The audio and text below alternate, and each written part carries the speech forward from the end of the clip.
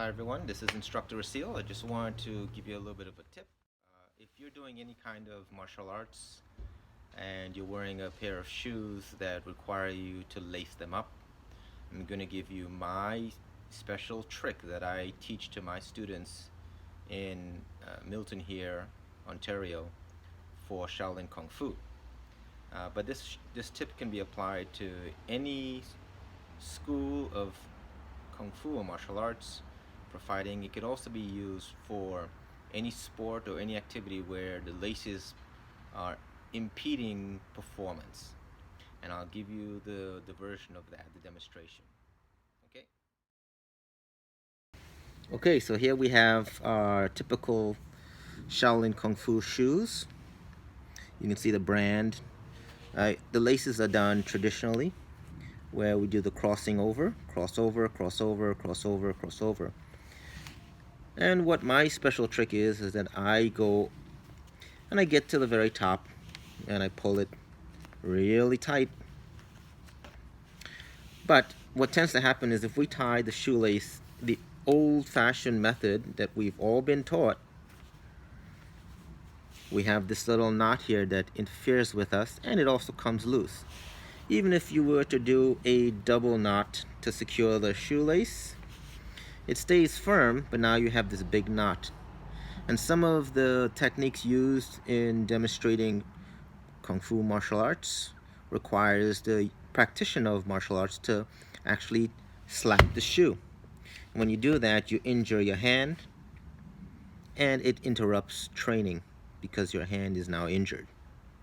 So the trick that I'm going to show you can be used for any shoe that requires lacing, and it's quite simple.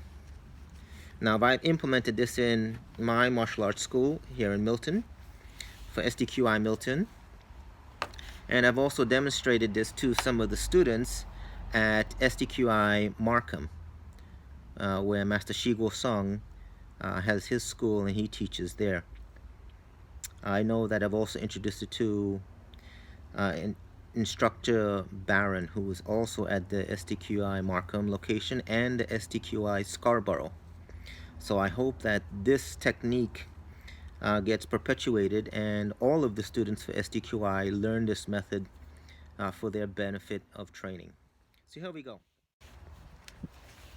We simply cross the lace over, and what we're going to end up doing is taking the top lace through the top hoop and pull it through and secure it.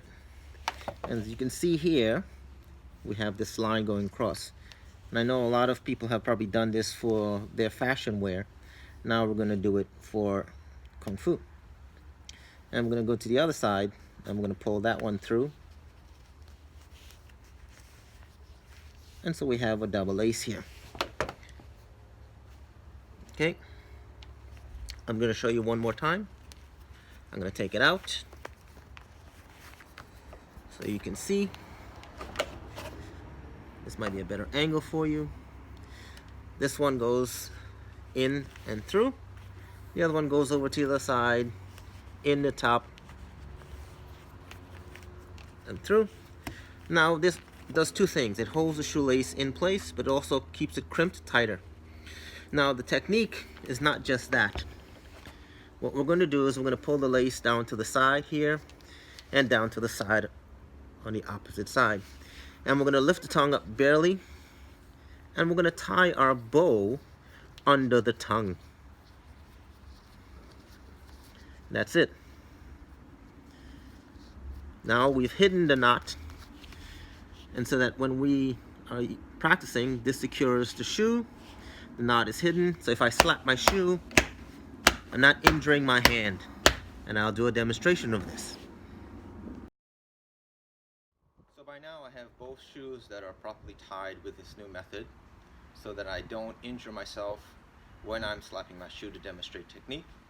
And the shoelace is going to stay securely tied throughout any demonstration. For example, if I'm doing a front kick where I have to, what they call pai jiao, slap the shoe, I'm going to slap the shoe as hard as I can, and I'm not going to injure my hand because I have no knot to hit. Okay? So here's the example of that.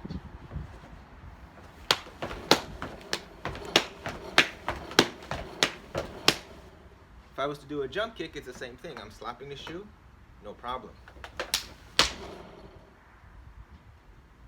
Hopefully this works for you, and hopefully you implement this technique in all of the schools.